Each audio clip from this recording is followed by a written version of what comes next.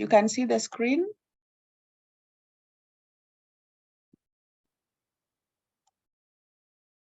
Yes.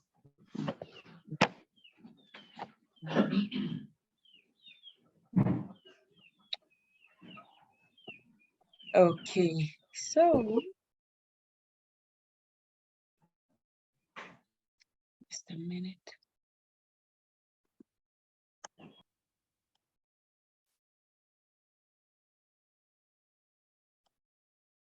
I'm trying to find the best view for our camera.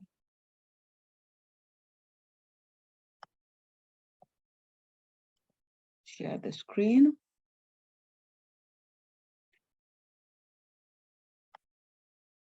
Mm-hmm. All right, so we're starting from the beginning. And the title, if you're taking down notes, is The Handsomest Drowned Man in the World by Gabriel Garcia Marquez. I'm not very sure how to pronounce that word, but I hope that is how it is pronounced. So, do I assume we have read the story so that I just give us a brief and then we move on? I want us to finish today. Have we read the story? Oh yes, you did read it when you went home for holiday. I remember. We may not remember much, but at least we read it when we went home for holiday. So let me see if I can do full screen.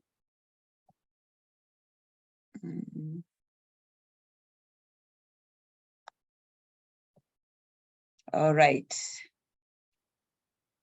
So here are the questions we will consider as we do our discussion.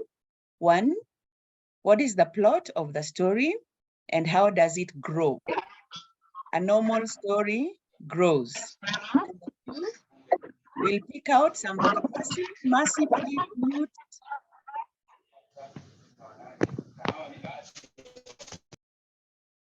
Pick out some vocabulary from the text, and I'd ask you to pick out a few. I hope you'll be able to share some of them. Then consider the characters, characterization, themes, and styles. Then why do we think no one else's name is mentioned in the story except Esteban? Of course, there are 2 other names that are mentioned. We'll come across them, but from the village, it's only Esteban's name that we see clearly brought out. And finally, we'll share lessons learned from the story. Sorry for some of the spelling mistakes. Okay, so the plot summary.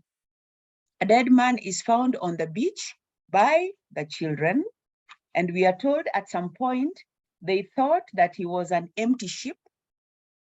At other times, they thought he was a whale. And finally, they find that he's a man who was drowned. And when they find that he's drowned, they keep playing with him. They bury him up, they dig him, they bury, they dig him. Those are the children who are now playing with a dead body. And after a while, somebody lets the village know that a body has been found and that they need to take care of the corpse. The skin was covered with crust of mud and scales. And we are told this man had come from a long way. This body had come from a long way, but we'll talk about that. So I want to bring out the fact that the first part is that the dead man has been found on the beach by children who are playing. Then the second part, the men and the women discovered the incident of what has happened. And so they come and take charge. They come and take charge. And so the men at that particular point go around the village to find out who among them could be missing.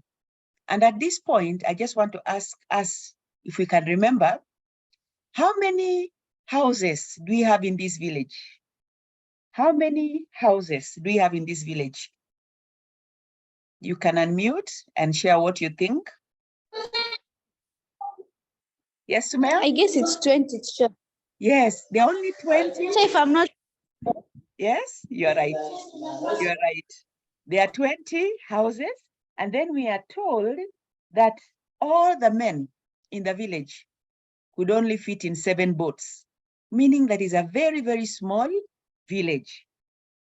And then, so the men go to find out who could be missing. Meanwhile, the women, this is now the third part, they are intrigued by this man. The women come up to see how they can prepare this body for burial.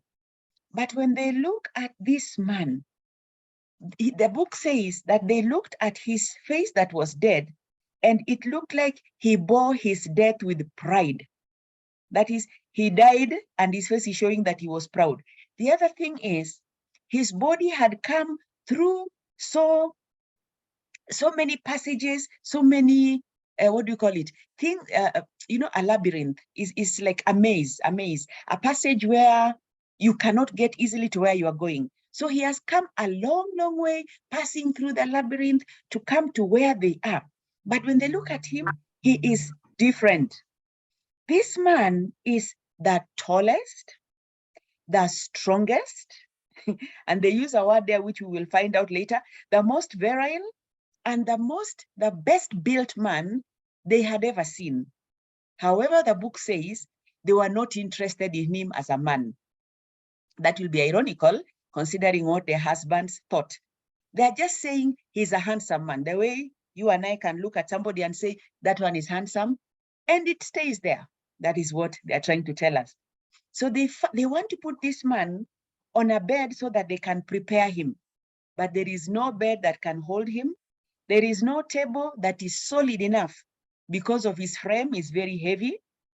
So they try to find out, can they make him a cloth? They find he cannot fit in anybody's cloth in that particular village. So they have to make for him a kind of cloth from a piece of a sail. You know what a sail is from a ship?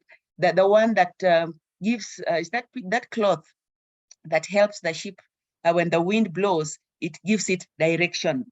And from a shirt of some bridal linen that came from another country altogether. Yes, Sumea? I thought your hands were up. Okay. So as they are looking at him, they realize that the sea around them is restless. And they're thinking, it seemed to them that the wind had never been so steady, nor the sea seemed so restless as on the night, and they supposed that it was because of this dead man. In other words, yes, I'll give Sumaya a chance. In other words, when they see this dead man, even nature recognizes that a man has died. Then they look at their doors. This man, they imagine the house where he lived in. It had wide doors, very high ceilings, like probably the corridor in our school, and the strongest floor because he was huge. And they imagine that the kind of bed this man was sleeping on had very, very, very huge frames with iron bolts. This is a chemistry class, eh? So you know the element known as iron. Iron bolts, and then they imagine that his wife would have been the happiest with that man. So they are still intrigued with this man. And as I'm continuing, when I finish with that part, you will be allowed, you'll be free to add 1 or 2 points that we have left out, which are very important. So they look at this man and they see that he's not like their men.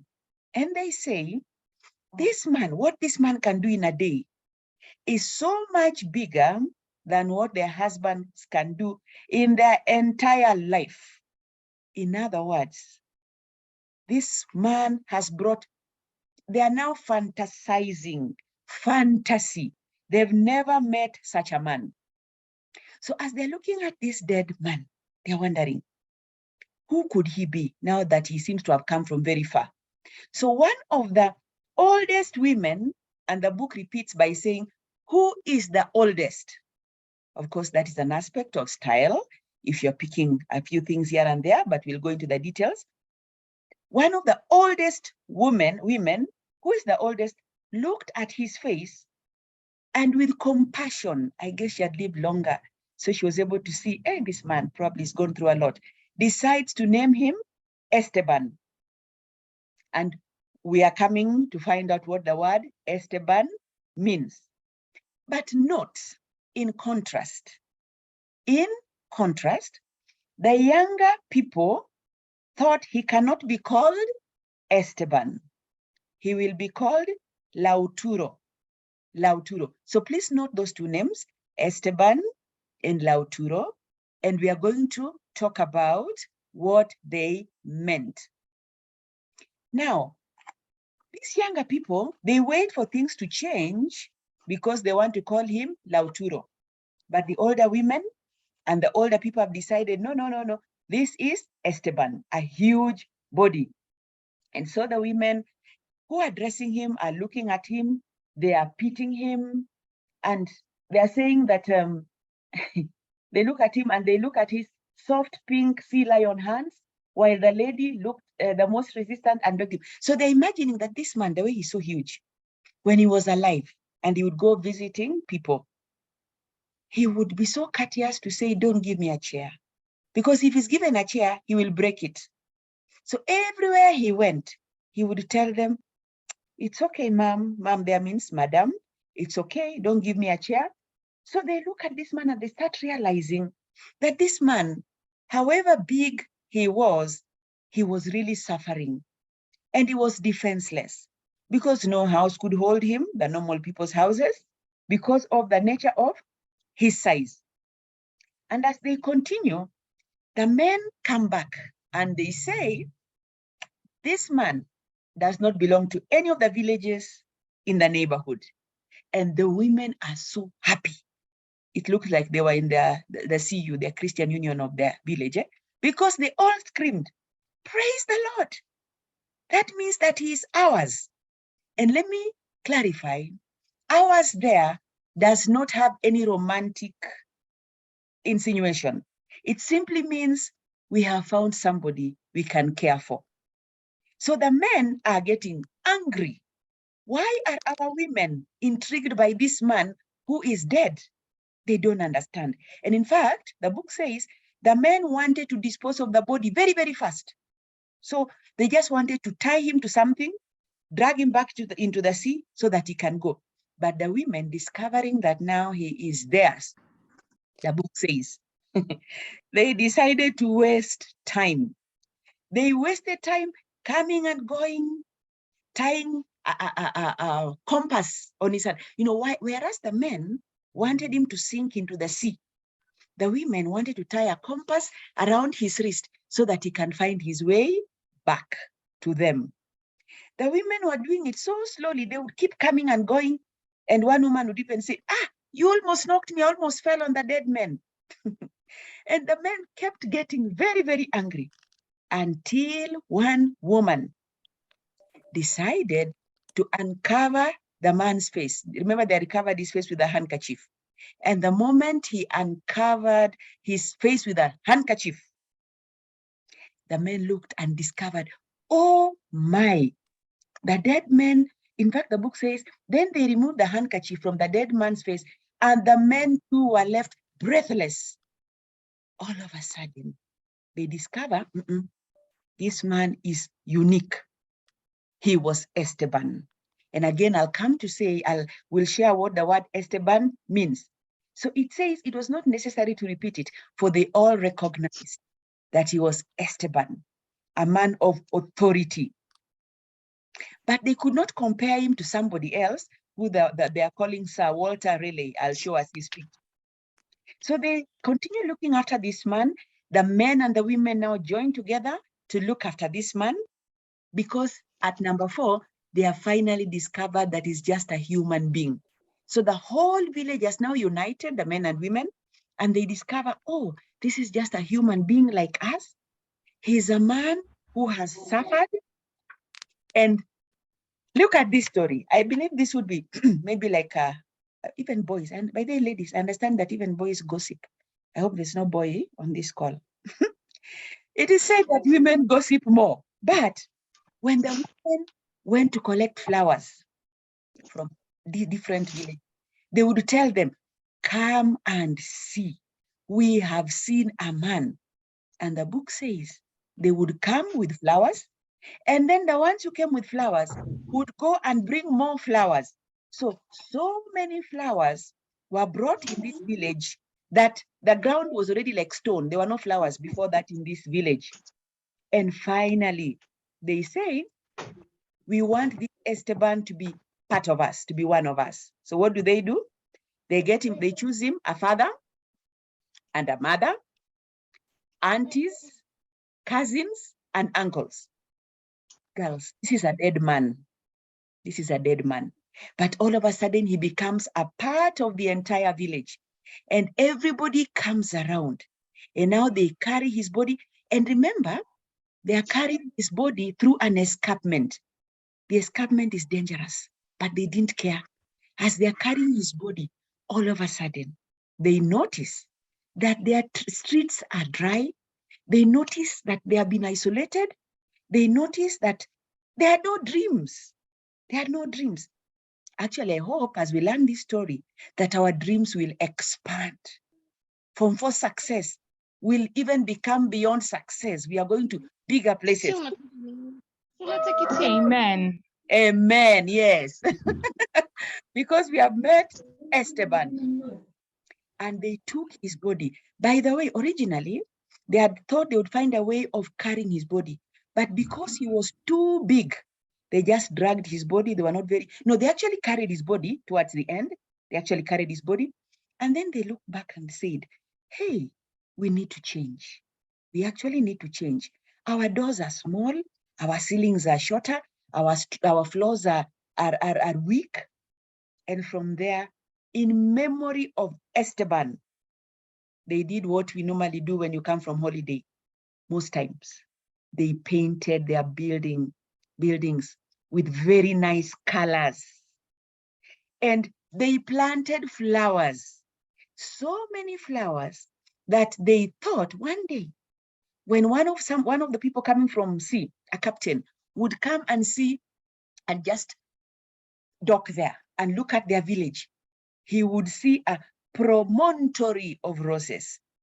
That is like a whole flower bed of a village. And the flower they chose to plant was sunflowers. Sunflowers, giving hope, oil, giving hope. And that is why behind me, you can see a flower, though it is not a sunflower, it is a rose flower. So that is the plot summary. Now, you can give comments. You can add in one or two things that I could have left out. Did you understand the story, first of all? Your story nabo. Your story nabo. Story nabo. Anyway, so what is there anything else we've left out? Okay. I assume you're still thinking about the story of Esteban. So this is the village. Chacha, what does? Yes, Sumaya, what does? What's the main aim of this person writing this kind of a story? This story is known as mystic fantasy. Mystic fantasy. And as we continue going on, we will find out why the person wrote the story. It is a style of writing where you use fantasy and you put it alongside things that are normal. Otherwise, the first time you look at it, you ask yourself, why would somebody want us to look at a person who is dead? Why would children want to play with a child, with somebody who is dead? But this one also helps us understand that cultures are different.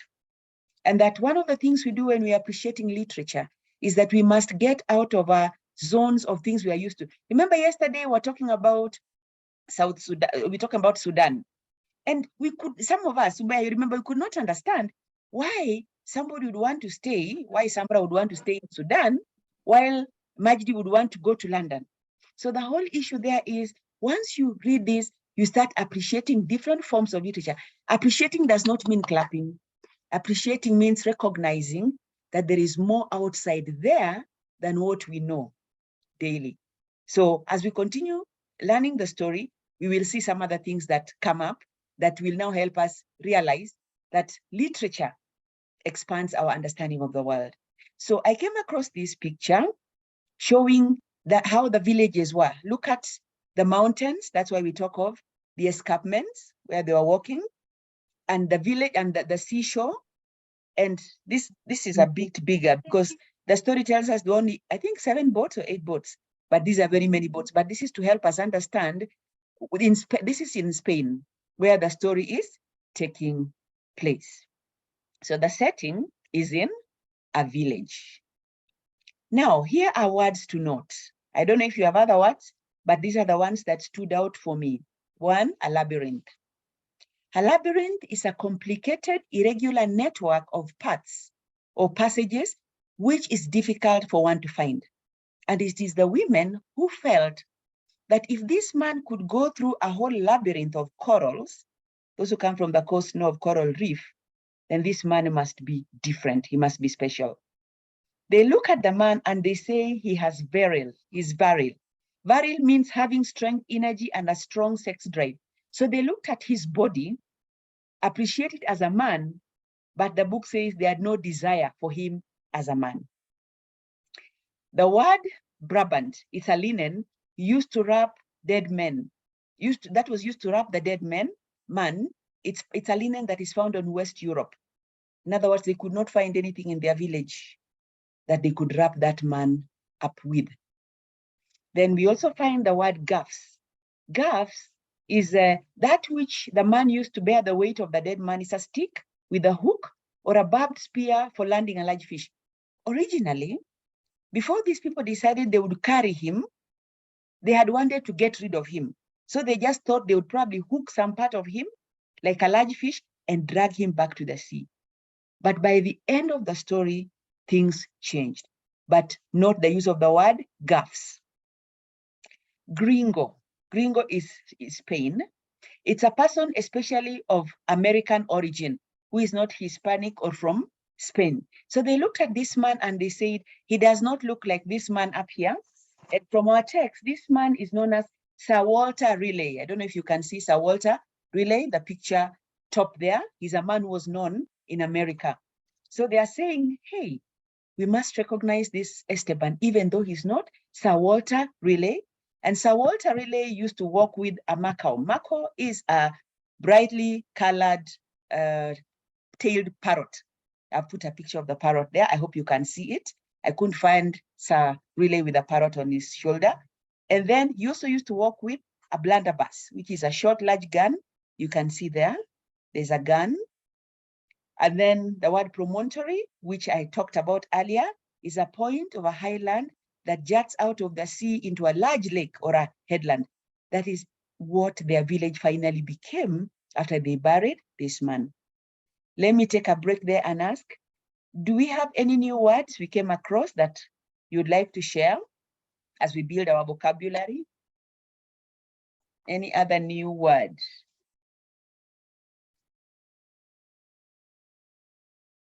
Sumaya, I don't have any new word. Okay, I found one. Please share it. Floatsman. It is the floating wretched of a ship. A floatsman. Mm-hmm. Yeah, it means a floating wreckage of a ship. Oh, floating wreckage of a ship. Yeah. Okay. Sumaya, you were saying you found a word? I hope Damaris also found a word. I didn't find any word. Oh, you didn't find any new word. But I hope you've learned. It's this. Yeah? Yeah. All right. I hope you learned new. I got this. You got which word? Oh, okay. I did for you. The charts. Yes. Cannibals eat humans. That's Arakoze. Mm-hmm. Frivolity. Okay, Cindy didn't say the meaning, but she told us frivolity. Frivolity. Okay. Mm-hmm. Frivolity. Unless we check the meaning. It means the meaning is somewhere there, lazy, not caring much. And then another word. Okay, it's just those words. All right. That is fine. Thank you so much. And all the others who have not been with us since we started, we feel free to share what we have. because this is a lesson. So here is the meaning of the word Esteban. Esteban, it's from Spain. The origin is from Spain. It means a crown, a symbol of authority, usually made from precious metals, or a garland, which is a wreath of flowers or leaves worn on the head or hung as a decoration. These people see the dead man and they call him Esteban, which means he's now a symbol of authority. And recall that the person who gave him this name, Sumaya, you can mute her. The person who gave him this name is the oldest of the women in the village, who is also a symbol of authority. So somebody asked, what is the point of having this dead man? He's the kind of, the author uses something that is fantasy to bring to reality that change can take place from something you do not expect at all. And that means that literature is not normally very predictable. At least you'll find differences. The note I've said about the oldest woman who talked more with compassion than passion. And then the name Lautaro means a swift hawk. This comes from a historical figure who lived around 1553. He was an Indian who led a native uprising against the Spanish conqueror in South Central Chile. So when the young people saw this dead man, instead of seeing an authority that has come to change their village, they are feeling a threat. Let's wait and see. Maybe there's something behind this man coming. I don't know in real life who is more suspicious, the older people or the younger people. Maybe somebody will respond to that. But this is what these words mean. Therefore, as an aspect of style, Esteban and Lautaro are symbolism, the use of symbolism. Okay, now characters. So I'm moving on now to the various characters. The women are observant. The women are very observant. As they cleaned the drowned man, they noticed that the vegetation on him had come from a faraway ocean and deep waters, and that his clothes were in tatters, as though he had sailed from a labyrinth of a coral. That is, he had come from very, very far, just by looking at him and his clothes. They also noticed that he bore his death with pride, for he did not have a lonely look of a drowned man who had come from the sea. In other words, people used to drown around that area because it's near the sea. But they say the number that they had seen coming in who had drowned used to have a haggard look, lonely look. But this man did not have that kind of a look. And then they also noticed that he was the tallest, most virile, and the best built man they had ever seen. Of course, there are more things that show that he is observant. My work is just to provoke us to start thinking, and then we can add other illustrations. The women are compassionate. When they realize I cannot fit in any of their clothes, they decide to make him a pant from a large piece of sail and a shirt from some bridal brabant, which I talked about, so that he could continue his journey with dignity. Therefore, they believe that when people died, they continued with their journeys. Isn't that true also of us in Africa? And even of our different faiths, except we believe that they continue in different ways. But it brings us that the information or the knowledge that many societies believe that there is life after death. And maybe that's why in some of our societies, they bury people in clothes. And I know of one culture amongst our people where they bury people, the people put on shoes, but just before they are buried, they remove their shoes and give to an uncle or somebody to put on. I do not know whether they believe that people will walk. I'm not sure what is behind it. If somebody knows, they can share why they do that. But I've witnessed that. So them remove somebody's shoes just before they took the body to the grave. But the point is that people believe that there's life after death. They were also compassionate because they chose this man, family members, so that he could become part of their man. When somebody comes amongst us and then we start calling each other mom, dad, it means we are part of a family, and it shows not just love, but compassion towards the person. Okay, who can read for us what's on the screen?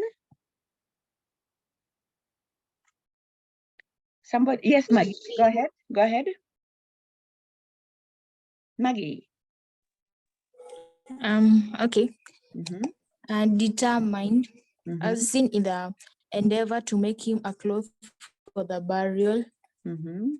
Superstitious, they believed the wind had not been steady, nor the sea so restless as on the night, and supposed the change was because of the dead man. Page 139.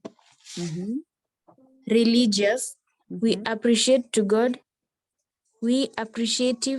that the dead man was finally theirs because he was not from the neighboring villages. Tactful, they found ways of wasting time, like walking like style, hence pecking with the sea, charms on their breasts, some interfering on the one side to put a scapula of the good wind on the drowned man, some on the other side to put a wrist compass on him. To get the men to care for the dead man, one woman removed the handkerchief from the dead man's face, and the men were left breathless too. This is the turning point in this story. Exactly. It is from this place, these women applying their tact, that the men now come in and together they start embracing this dead man. So look at these women, like startled chicken. Naomi, there was some chicken that I had before we started. When you scare chicken, they run around recklessly, you know. So these women are moving left, right, center. The reason being, they don't want this man to be buried very fast. Interesting, but we had talked about that. Okay, somebody else can read for us about the men. And by the way, that is not comprehensive. Sherry, go ahead. Critical. They thought the women lacked seriousness when they said that the dead man was theirs. Responsible. They had to establish that the dead man was not from their village before deciding to engage in burying them. Inquired tirelessly throughout the night. Continue. Insensitive. Felt the dead body was a bother. They wanted to get rid of it. That is from page 140. And then suspicious. They began to feel mistrust of the women who were wasting time. And then emotional, they finally exploded since there had never been such a fuss over a drifting corpse, a drowned nobody, a piece of cold Wednesday meat, also showing them as critical. Yes, and thank you so much, Sherry. And when you look at the reason why they're emotional at this particular point, they were also jealous. Please add that. I don't think it's on the slides, but they were also jealous, thinking that they had stayed away the whole night and that their women would find this man more appealing than them. And then look at the way they're describing him, a drowned nobody, a piece of cold Wednesday meat. It must have been a Wednesday. So they're just looking at him as meat. They are very critical, and you can also add cynical. These are the men, but that is before they discover his face. And the women were also emotional as they took care of the dead man. Right, here are some of the themes. Of course, I've left out a few others at the end. We can always add. Now, what are some of the themes that come out from this story? Transformation and change. The village is transformed from a closed village to one open to new experiences. All of a sudden, because of the presence of these dead corpses, they start looking and seeing things are not good in this village of ours. And now this then brings to mind how a tragedy can happen, and instead of the tragedy breaking people, it brings out something positive. That could be the symbol, probably, of the entire story. that something that was meant to bring harm, or let's talk about this, a house is being built, and then for some reason, it collapses. And unfortunately, people die. Now, of course, there's the first part where people will condemn and feel like whoever made this house should have not done this 1, 2, 3, 4, the way the men were behaving originally. But at some point, the ideal thing is to ask yourself, if this house collapsed, why did it collapse? And how can we use this experience to transform building of houses in the future? And this is exactly now what happens when this tragedy comes to this village. And instead of looking at it like a corpse to be disposed of, they start studying him. And out of that, this village is transformed. That if it was a real village, maybe if we went to see it right now, it might be a tourist attraction. So at first, the village is awed by the man, but later as they look at him and imagine the pain he has gone through, as a result of his big body, they start sympathizing. Please, the spelling of the word O is wrong. It should be AWO, just for correction. Then they struggle for the privilege of carrying the dead man on their shoulder along the steep escarpment. When I checked carefully, maybe somebody can also confirm, I found that it does not tell us it's only the men who carried him. They just talked of the women and the men. So they are already seeing we can appreciate this burden. Then there's also compassion as a theme. They empathize with the drowned man and choose a father, mother, aunts and uncles and cousins, so that through the dead man, all the inhabitants of the village become kinsmen. And this brings out another theme of kinsmanship. What does that then tell us? That we don't necessarily have to be related by blood to form a strong bond, a unity amongst us. Today, Kenya is voting. And by the way, I have voted. I went to vote. Now, or as you're listening to most of the radio channels, the songs they are singing are patriotic. Wa Kenya, Kenya is our mother. When they're saying all that, we are saying we belong to the same society. We are kinsmen. So this comes out again as a lesson for us that we don't have to be related by blood to form a kinsmanship relationship. Thirdly, there is teamwork and unity. While the men went to find out what was missing in the village, and they struggled the whole night, the women stayed behind to care for the drowned man, and they did very many things. First, they took the mud off with grass swabs, removing the underwater stones entangled in his hair. And so that also creates vivid description. You can actually see what this man looked like. Picture a man who is covered with mud and everything, because he's actually from the ocean, from the sea or from the lake. And everything is entangled, his long hair, I can imagine. And then they scrap it off with tools used for scaling fish.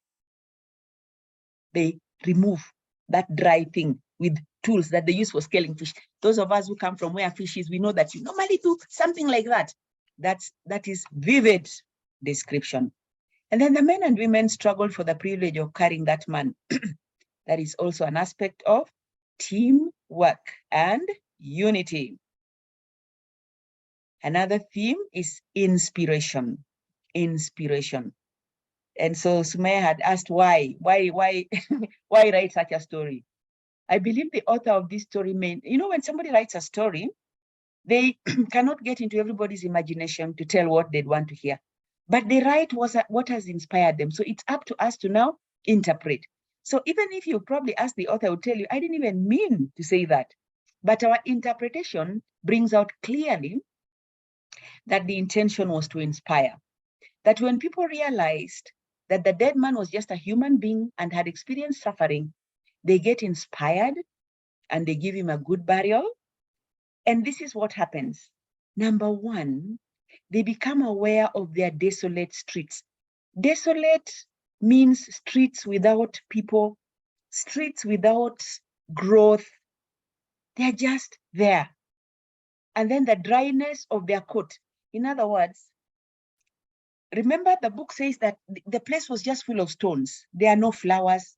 It is just a piece of land with no beauty to look at. And then the narrowness of their dream as they faced, ironically, the beauty and splendor of the dead man. That is irony. That a dead man is seen as beautiful and full of splendor, that when people see him, they see the narrowness of their dreams. I repeat, that is irony. More often than not, when we hear of the works of a person who has passed on, we appreciate and we are inspired. And especially as they tell us, she did this, he did this, we are inspired. But now they don't even know this man. They have imagined everything about this man. And out of seeing his body and what they've imagined, they are inspired to fulfill their dreams, the power of literature. And of course, transformation and change are related. You can interchange them. But I wanted to pick this one out as change because the book says they all knew that things would be different from then on. And I would not mind if somebody would read for us the changes that would take place as a result of this dead man. Yes, Maggie, I see your hand is up. The changes, they all knew that things would be different from then on. Their house would have wider doors, higher ceilings, and stronger floors so that Esteban's memory would go everywhere without bumping into beams. They would paint their house gay colors to mean happy, to make his memory eternal. They were also going to break their backs digging for spring among the stones and planting flowers on the cliffs so that those who would pass near their village in the future would be suffocated by the smell of the gardens. Just stop there. Just stop there for now. So look at those changes that are coming. And look at what we call that, superstition, exaggeration, that the memory could go, they would build very high roofs so that the memory of this man would get into their houses without being stopped by beams or pillars. Beams could also be the pillars, okay? And then they would paint their colors happy. Gay there means happy, I think we talked about in class, so that his memory would be there. If anybody asked, why is that house painted yellow? There was a man who had died and his body came here. And because of him, we changed. And of course, as the houses became colorful, even their own lives change. Remember, their colors, and colors determine our moods. If you want to be very peaceful, you want to just feel serene, you want to relax, like after this lesson, just go find a forest somewhere, sit between the green trees. And that's why State House is beautiful with the greenness. It just brings back, it restores our memory. If you want also that peaceful feeling, you go to the beach, you look at the blue ocean and something happens. If you want to get angry, just put on red. Just put on a lot of red, except for a red rose flower. A red rose flower means, what does it mean, by the way? A red rose flower. Anybody who has an idea? I was going to say what I thought until I've discovered times have changed. Does a red rose flower have any meaning today?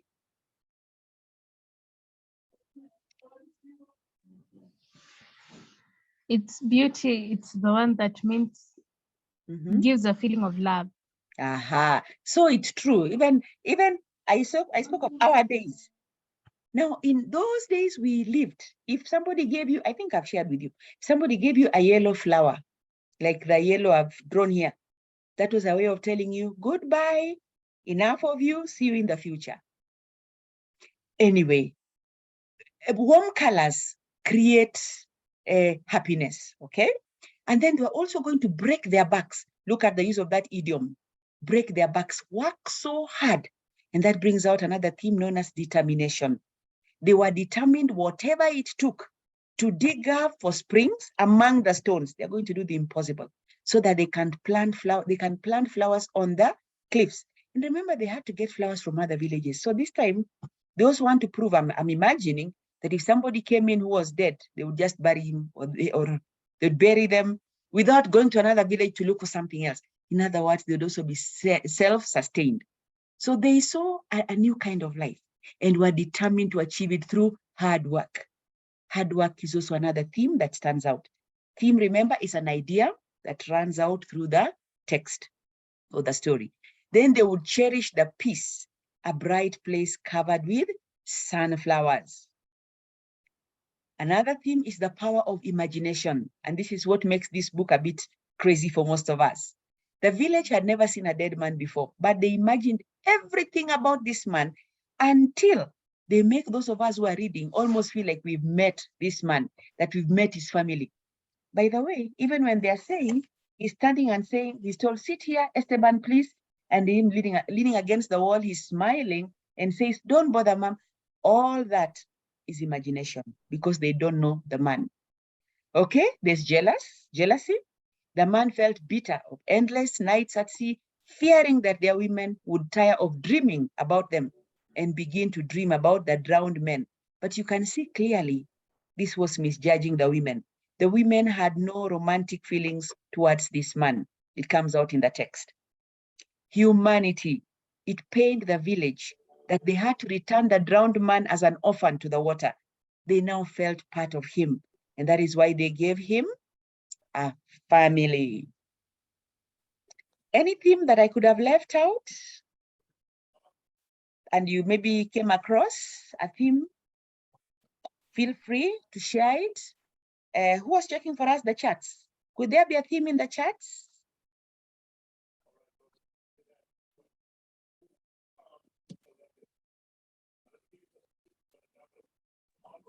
There's no theme. All right, no problem. Then styles. There is use of juxtaposition. Juxtaposition. It means putting things side by side of ordinary details, like children playing by the seashore, and extraordinary events that they are playing with the body of a dead man, among others. The women see this man as majestic, while the men see him as ordinary. In fact, it's the women who called him Esteban. There is also the older women seeing him as majestic, authority, and the younger men seeing him as somebody who may have come, and maybe there's something bad that is going to happen with his coming. Maybe he's coming to attack them. Lauturo, remember? Then there is fantasy, imagining, sorry for the spelling of imagining, how the man could have lived with his wife, whom they considered the luckiest in the story, and they have never seen his wife. All this thinking that, and the other thing I noted, the dead man. Yes, Maggie, you want to say something? Teacher, Yes. I haven't understood how you've explained the meaning of juxtaposition. Juxtaposition. Juxtaposition, that's what I was demonstrating, is to put things side by side. For example, if I were to compare what? Maggie, do you like are there foods you love? Yes. Give me two kinds of foods you love. Fish. And beef. Now, I want to juxtapose. So I'm saying Maggie loves fish because it gives her good minerals like omega-3. On the other hand, she loves beef because it will give her this kind of proteins. She might love fish because it's easy for her to acquire it at whatever. Whereas, you know, juxtapose is simply like you're saying you're comparing an informal settlement, let's say a slum, and then you're also comparing a suburban area side by side. So what this person does, he's telling us, and the example I've given here, when you look at the first page, the children saw the dark man and they're playing. Children always play. That is very normal. But now, when children that is ordinary. But when children start playing with the body of a dead man, that is extraordinary. So putting those things side by side, that is what we mean. The women are behaving this way, the men are behaving this side. So when we juxtapose, you are able to compare the two things. That is basically the purpose of juxtaposition. You're able to compare the qualities That's very important. Let me say it pole pole. You're able to compare the qualities and the characteristics of the things being put side by side. Is that now a bit clearer, Maggie? Yes, thank you. Thank you too. All right. Now, the dead man, if you check, as these people are looking at this dead man, especially after the men start empathizing with him, the dead man starts thinking, which is very interesting. The dead man thinks that if he knew that his coming would upset these people, he would have chosen to drown in a more discreet place. Discreet means a place where he would not disturb the people. That is fantasy. Number two, for the author to get into the dead man's mind or to get into somebody else's mind, we call that aspect of style the omniscient narrator. The omniscient narrator. We talk of God as being omniscient. Omniscient means present. Present everywhere. Present in the women's minds, present in the men's mind, present everywhere. So this omniscient narrator has the ability to read what is in the dead man's mind, what is in the men's hearts and thoughts, because they are not talking. By the way, there's very little talk in this story, but we can still read what is on those people's minds. Then the symbolism. And I already told us, Esteban's name is a symbol of authority and change. And by the way, it's a common name apparently in Spanish, in Spain. So at the beginning of the story, the houses had some stone court with no flowers, and they were spread about on the end of a desert like a cape. They were isolated and they grow later, symbolized by the flowers. So the flowers, and you can see flowers on my screen, but then they had sunflowers, symbolize growth, symbolizes positive change and opening up to the rest of the world, the way the sunflower opens up very nicely to the sun. Then Esteban is also seen as a symbol of human suffering by the men and the women, especially when they remove the handkerchief. So note that. That must be Naomi. Naomi, I can hear the chicken behind the scene. Yes, and remember the women in the text were behaving like chicken who was startled. Number 5, there is use of contrast. They compare the dead man to their husbands, imagining that he could do in one day what their husbands could not do all their lives. And of course, that is also exaggeration as a style. That is also exaggeration as a style. And then there is foreshadow.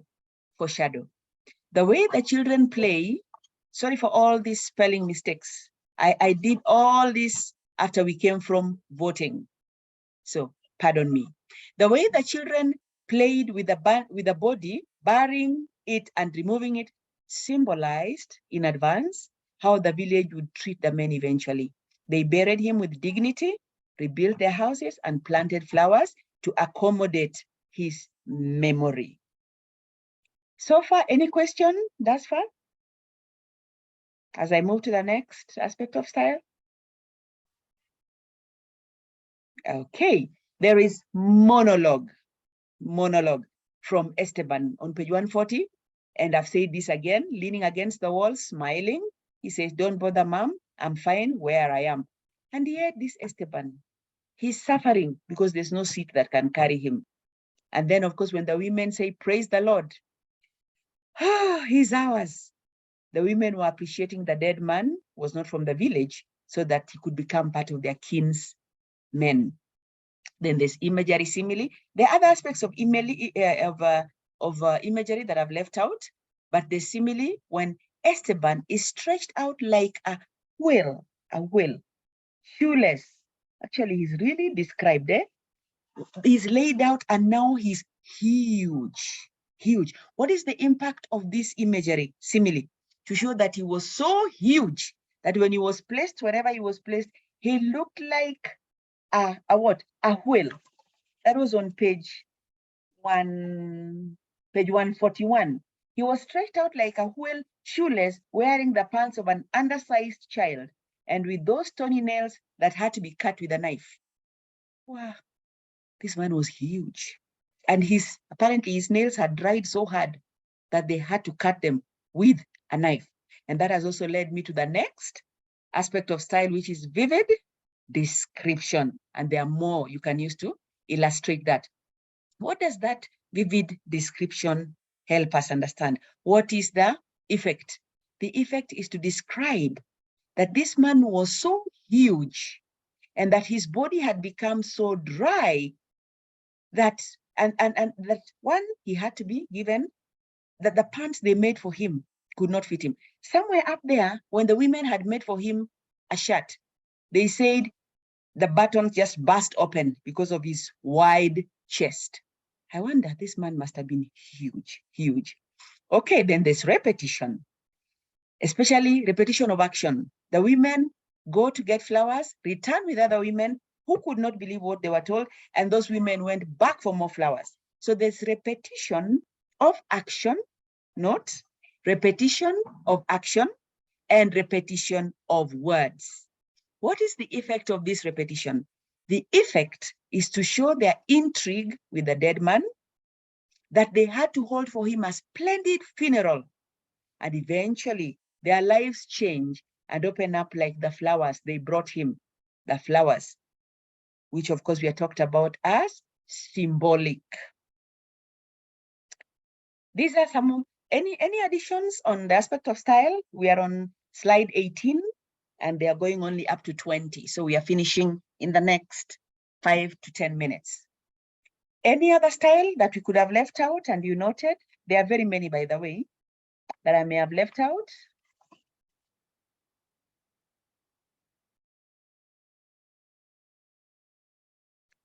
And you can always add to the ones that I've given. They are better, they are more, sorry, they're better, they are more illustrations, not better, more illustrations. All right, I'm not seeing any hand up, so let me continue. So what lessons? Why this story? One, it helps us understand that when we take time to look at people keenly, that is to step into their shoes, then we are able to empathize. For example, the children take the dead man as their own, they play with him. The men trace his ancestry and found that he's not related to anyone in the village. And as a result, they're able to prepare him a burial with dignity. How does that apply to our everyday life? That when we find something we are not used to, let's not dismiss it very fast, like the men almost did. Let's give it a keen look. And out of giving it that keen look, we may find something that will contribute to the good of the society we are living in or to our own personal growth. Number two, we can learn and improve our lives when we become open to learn. For example, the men became convinced that the women were not just emotional when they saw that Esteban had endured suffering in his own life. And that also leads us to another thing, that let us be ready to learn and not block people, but also to help others learn. Let us be tactful. Let us use wisdom. That a story like the handsomest, drownest man in the world can make us learn something, that is use of wisdom. And finally, from my end, when people unite, they can bring great change to their status. When people unite, they can bring great change to their status. Those are just a few lessons that I could point out today. Now I'll open up for any comments that you may have, because I am through. I've made reference to some so that nobody says we just picked. So most of the information is ours, but quite a number were picked from these references from these sites. So any comments? Lasway, I can see you. How are you?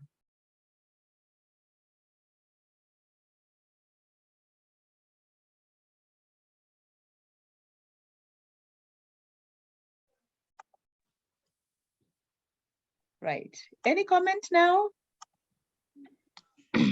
Sure. Yes. I have a question. Now this story, Uh-huh.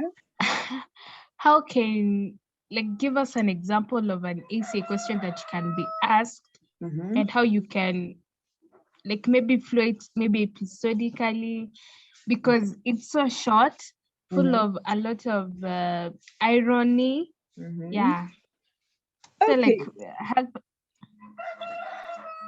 There's a question I see in our books that is a possible one. One man's meat is another's poison. One man's meat is another's poison. Okay? How does this man help the village to grow? That's another question. How does this drowned man change the village? Those are possible questions, but the way they may be phrased may be different. The other one is, the dead man brought unity and change into the village. Using illustration from the story, justify your answer. The dead man brought change to the village. And of course, we can see that there are many changes that he brought. For example, before we answer Joy, who can remind us the changes that this man's presence has brought? One.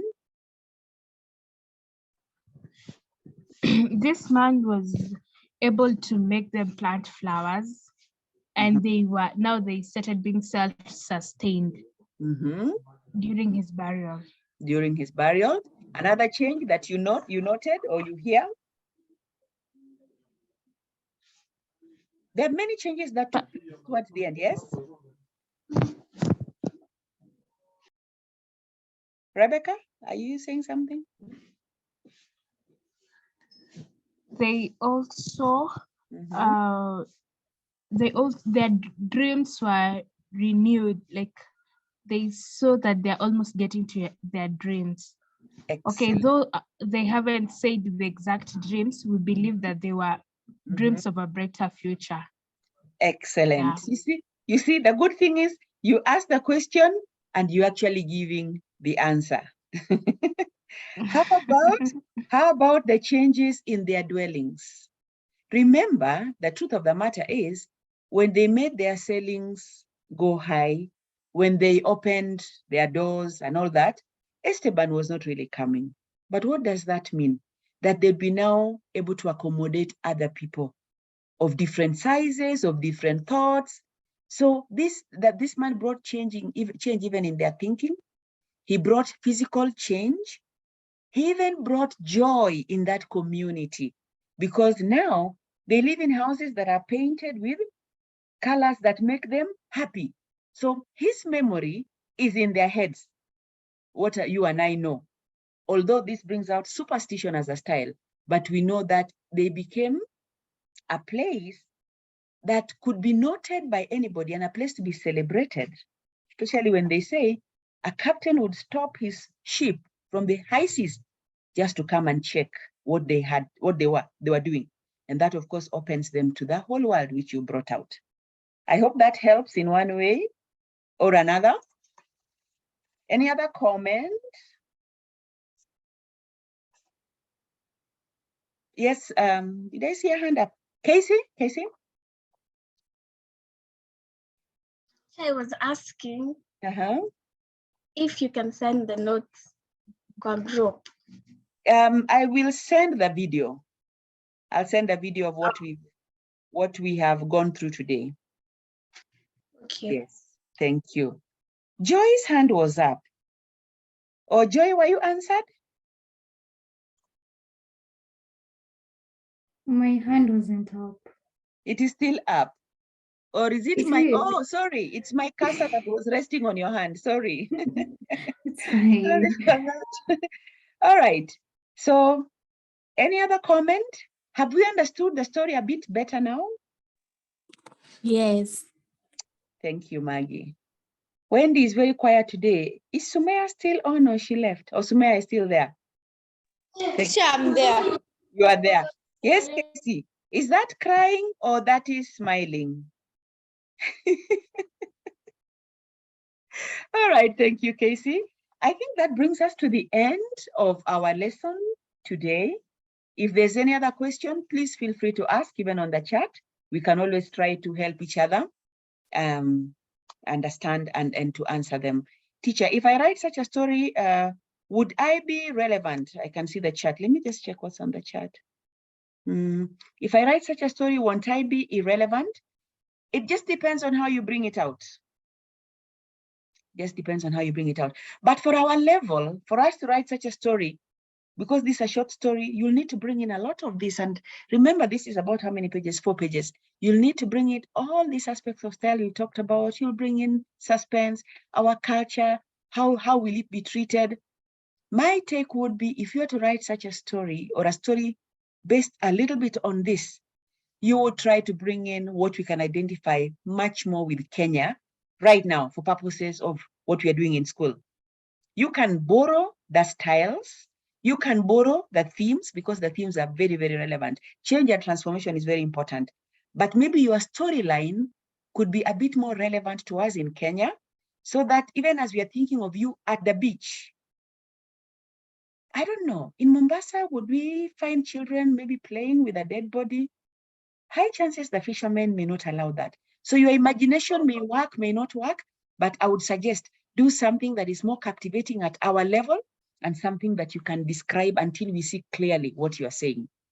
However, as time goes by and writing becomes your kind of what you want to do, you now become an author, then you can decide to explore this kind of genre, because it's called realism, magic realism. It's a kind of style of writing. I hope that helps. Damaris, thank you. I appreciate. I saw like, somebody wanted to say something?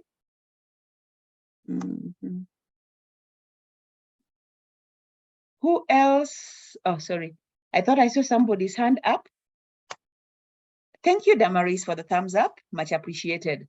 Now, a question before we log off. Will we have another lesson? And if we had another lesson, I would want us to go through some, what are they called? These skills, paper 1. How to interrupt politely, negotiation skills now go into detail because we didn't do much in class. Empathetic listening, how to give directions. I would like to take us through that. Would it be fine with us? Or do we move on to the next story? And I'm not sure which is the next story. Can somebody